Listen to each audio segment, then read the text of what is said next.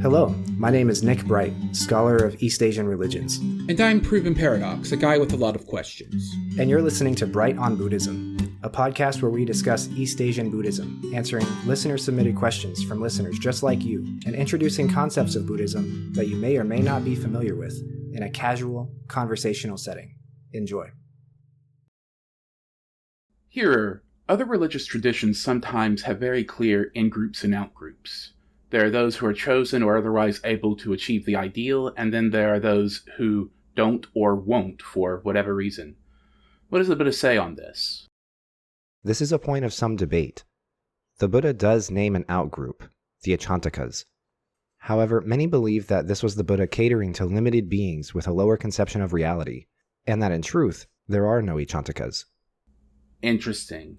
They're certainly beings so enmeshed in greed, hatred, and desire that I don't think they can make any spiritual progress in this lifetime. But, as I understand it, an Achantaka will never achieve enlightenment, correct? Given the extreme time span the Dharma describes, I don't think that adds up. I think framing Achantakas as an idea presented to less advanced listeners is demeaning and dismissive, but that's an aspect of the text I've learned to tolerate. I agree with you there. I ultimately don't believe in the existence of Achantakas, whether or not the Buddha was being true when he named them so. I think the Buddha's teachings and the cosmology therein all make much more sense without Achantakas than with. Agreed. I think this piece doesn't quite fit the rest of the puzzle.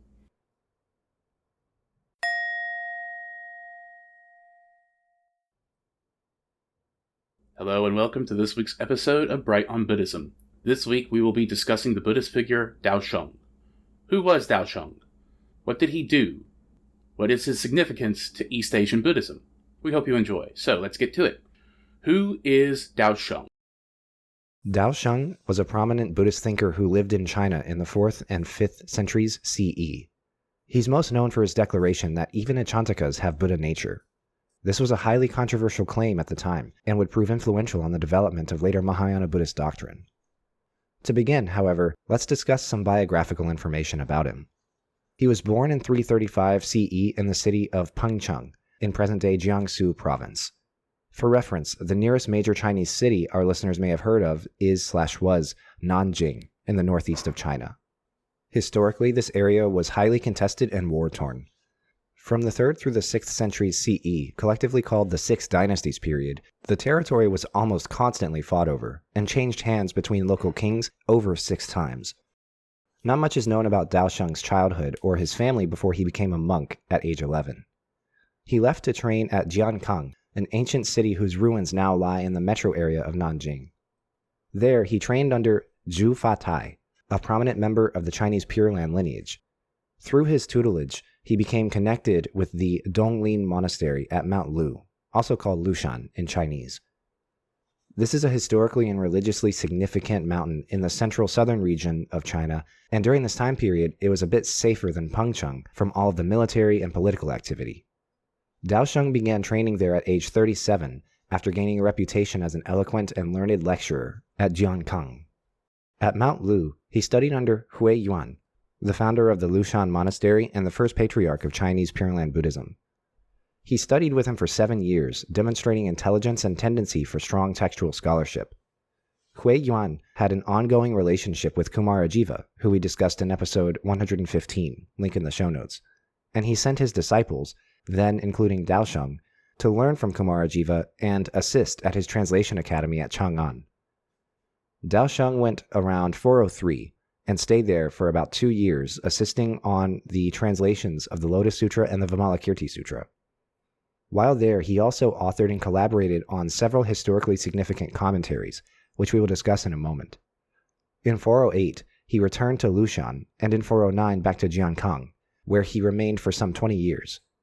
He likely stayed at the Qingyuan Monastery in Jiangkang until his death in 434. What did he do? We briefly alluded to the controversial proclamations that Daosheng made during his career, so now let's discuss them in more detail. This discussion will reference other documents we've read in previous episodes, and will include links to those episodes in the show notes. First, some context. We've read and discussed the Mahaparinibbana Sutta in its entirety, specifically the Polycanon version, in which the Buddha's last sermon does not include anything about Buddha nature. However, there is a Mahayana version of the Parinibbana Sutta which does contain some exposition of Buddha nature. The Mahayana version came historically later than the Polycanon version, and it's part of a genre called Buddha nature texts. Another example of a Buddha nature text we have read is the Tathagata Sutra. The Mahayana Nirvana Sutra is widely agreed to use the death of the Buddha as a backdrop for a teaching on Buddha nature. In this version, the Buddha preaches that Buddha nature is universal to all sentient beings except Achantikas. If you remember from our research project series episode on the Achantika problem in Yogacara Buddhism, Achantikas are individuals who can't or won't accept the Dharma and thus can or do not ever reach enlightenment. The textual history of the Mahayana Nirvana Sutra is worthy of an entire doctoral dissertation, but for the context of Daosheng, we need to look at two translations, a short one and a long one. The short one was the first version, with a translation into Chinese, and it's the one that Daosheng would have encountered while working with Kumarajiva. Daosheng's first controversial opinion was that the short translation of the Mahayana Nirvana Sutra was wrong. He said that the claim that Achantikas do not have Buddha nature was incorrect linguistically and doctrinally. His counterclaim was that Achantikas do have Buddha nature, based on other textual sources in the Buddha nature genre of sutras. This was a hot argument at the time because it was a fundamental disagreement not just over what the Buddha said, which was important in itself, but also how it was translated and understood for 800 years. It was a critical look at the history of the text itself, which had several stages of composition and compilation spanning 6 centuries, all after the Buddha had passed away. This caused Daosheng to be written off as a heretic, or even as an Achantika himself, and was actually the reason that he returned to Lushan after working with Kumarajiva and Chang'an. Nevertheless, for the rest of his life, he maintained the view that Achantikas have Buddha nature. Let's dig into that claim for a moment. Buddha nature can mean several things, but at its core, it is that which affords a sentient being the possibility of future enlightenment and Buddhahood. Some take it further and say that it is the certainty of future Buddhahood, and that Daosheng has a hand in that change, but it doesn't come up until later historically. For now, the controversial claim is that Achantikas have the possibility of Buddhahood. This calls into question the nature of the Achantikas and contributes to the development of the Achantika problem I discussed in the Research Project series episode. Essentially, the question is this: can Achantikas stop being Achantikas? Is Achantika a temporary state or a permanent state? Before Daosheng, the view was that one could never stop being an Achantika and would be reborn as one for all eternity.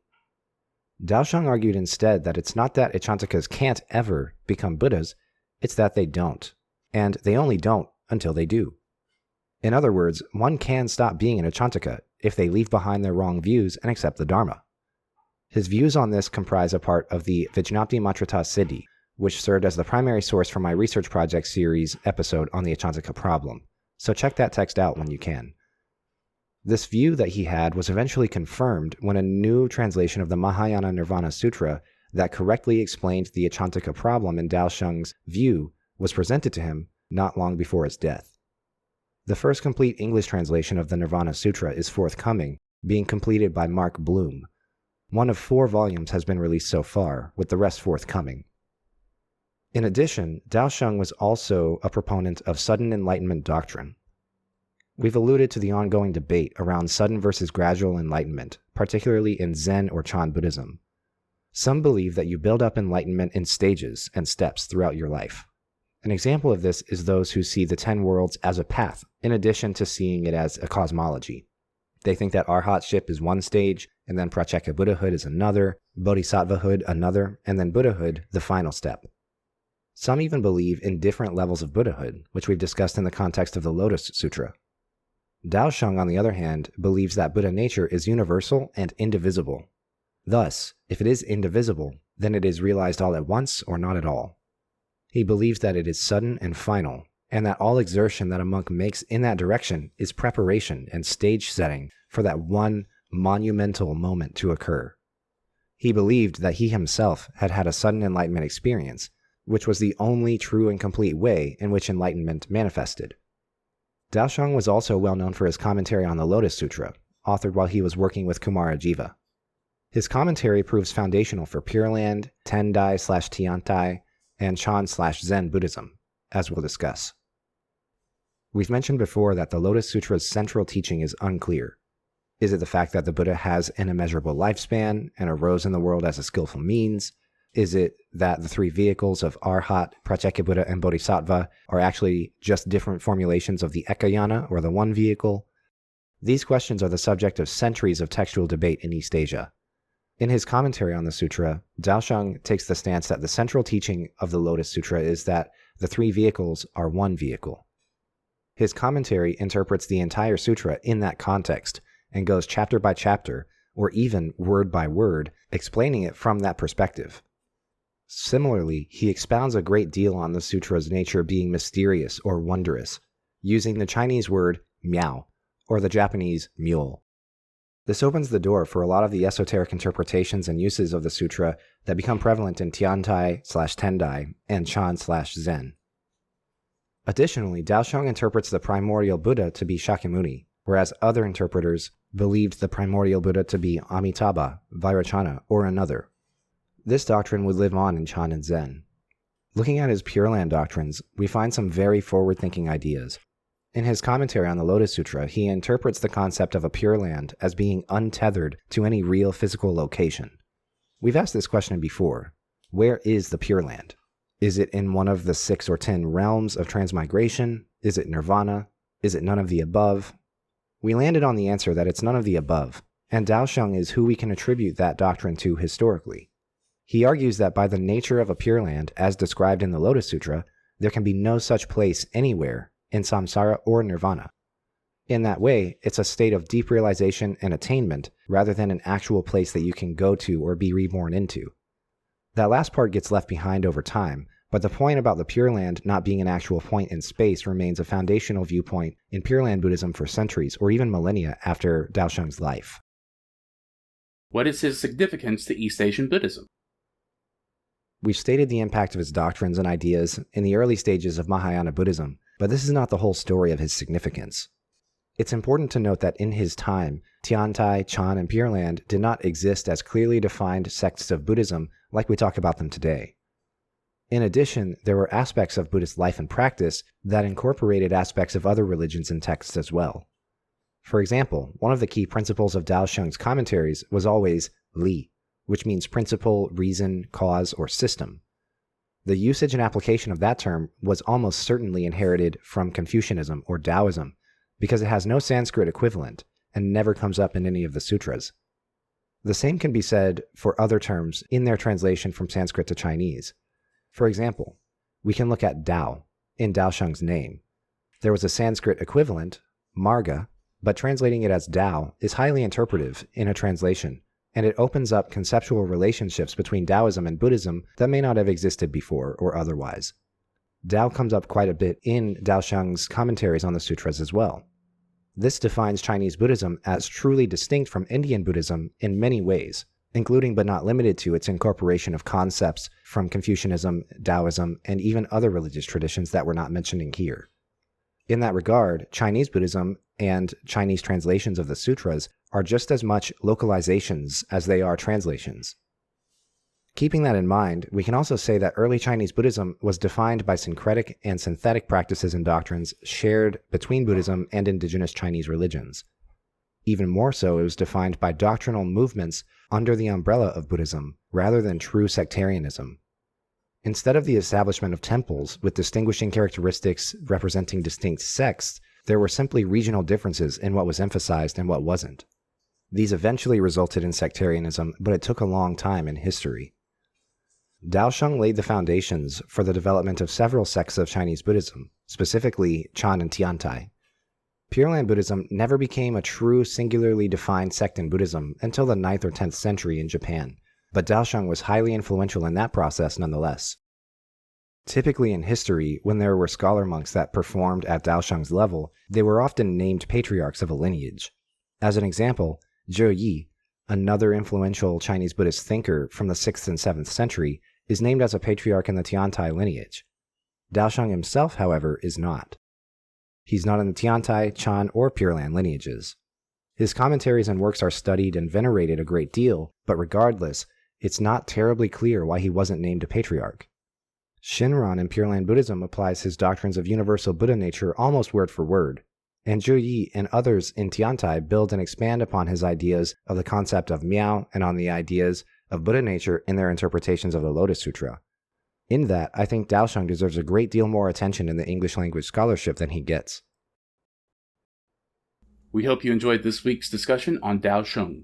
Join us next week, where we will be revisiting Episode 3 of Bright on Buddhism. In that episode, originally, we asked, what are the most fundamental beliefs of Buddhism? Does Buddhism have a Bible like Christianity? Does Buddhism have an afterlife? We hope to see you there. Thank you for listening. Thank you for listening, and we'll see you next time.